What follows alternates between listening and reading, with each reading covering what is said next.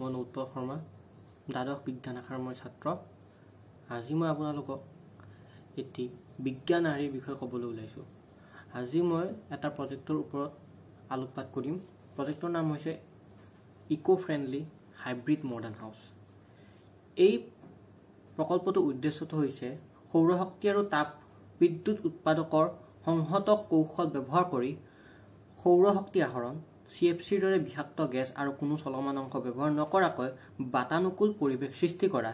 আৰু এই প্ৰকল্পটোৱে বহনক্ষম উন্নয়নৰ SDG ছাষ্টেইনেবল ডেভেলপমেণ্ট গ'লছৰ 17টা লক্ষ্যৰ পৰা 4টা লক্ষ্য নিৰ্ধাৰণ কৰে। সেই লক্ষ্যকেইটা হৈছে এফৰ্ডেবল এণ্ড ক্লিন এনাৰ্জি, সুলভ আৰু পৰিষ্কাৰ শক্তি, decent work and economic growth, মানসম্পন্ন কৰ্ম পৰিৱেশ আৰু অৰ্থনৈতিক বৃদ্ধি, ইণ্ডাষ্ট্ৰি ইনোভেশ্যন এণ্ড ইনফ্ৰাষ্ট্ৰাকচাৰ, ঔদ্যোগিক উদ্ভাৱন আৰু আন্তঃগাঁথনি আৰু ক্লাইমেট একশ্যন, জলবায়ু পৰিৱৰ্তন।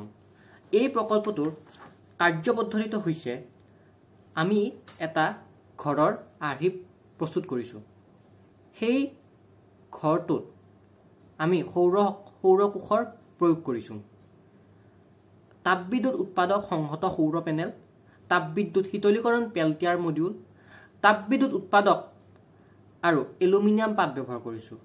এতিয়া আমি আপোনালোকক এটা বস্তু দেখাই দিওঁ। এইটো প্ৰকল্পৰ আমাৰ উদ্দেশ্যখিনি আৰু লগতে ইয়াৰ আৰ্হিৰ প্ৰস্তুতিখিনি। ইয়াত আমি সৌৰকোষ ব্যৱহাৰ কৰিছোঁ। সেই সৌৰকোষখন আমি বেলেগ ধৰণে ডিজাইন কৰিছোঁ। এইখন আমাৰ সৌৰকোষ। ইয়াত আমি যেতিয়া সূৰ্যৰ পৰা ফোটন কণা আহে তেতিয়া ইয়াত বিভৱ ভেদ উৎপন্ন হয়। কিন্তু যেতিয়া সূৰ্যৰ ৰশ্মিত প্ৰকোপ তাপ পৰে তেতিয়া ইয়াৰ যিটো ভল্টেজ ডিফাৰেঞ্চ সেইটো বহুত কমি যায়। কিন্তু তাৰ ফলত সৌৰ পেনেলখন বহুত গৰম হয়। সেই গৰমখিনিৰে আমি বিদ্যুৎ উৎপাদন কৰিব নোৱাৰোঁ।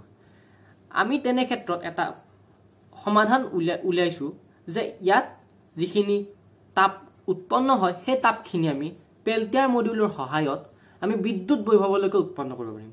ইয়াতে কিছুমান মডিউল আছে। সেই মডিউলখিনি যেতিয়া গৰম হ'ব পেনেলখন তেতিয়া তাৰ পৰা তাপ উৎপন্ন হ'ব। সেই তাপখিনিৰে আমি ইয়াৰ ধৰণে ইলেক্ট্ৰিচিটি প্ৰডিউচ কৰিব পাৰিম। আহিছোঁ আন এটা বিষয়লৈ যে ইয়াত আমি হাইব্ৰিড শীতলীকৰণৰ ব্যৱস্থা কৰিছোঁ। ইয়াত আমি কিছুমান মডিউলৰ সহায়ত ঘৰটো ঠাণ্ডা বা গৰম কৰিবৰ বাবে কিছুমান পেল্টিয়াৰ প্ৰভাৱ ব্যৱহাৰ কৰিছোঁ, য'ত কিছুমান ইফেক্টৰ সহায়ত এই ঘৰটো ঠাণ্ডা কৰিব পাৰে, গৰমো কৰিব পাৰে। এটা পেল্টিয়াৰ মডিউলৰ সহায়ত ঘৰটো ঠাণ্ডা বা গৰম কৰিবলৈ সম্ভৱ হয়। এই মডিউলটোত কোনো ধৰণৰ চলমান অংশ নাই, কোনো পলিউশ্যন নহয়, CFCৰ দৰে বিষাক্ত গেছ ইয়াৰ পৰা উৎপন্ন নহয়। এই প্ৰকল্পটোৰ আমাৰ এইকেইটা লক্ষ্য ধাৰণ কৰি এই প্ৰকল্পটো আমি সাজি উলিয়াইছোঁ। ধন্যবাদ।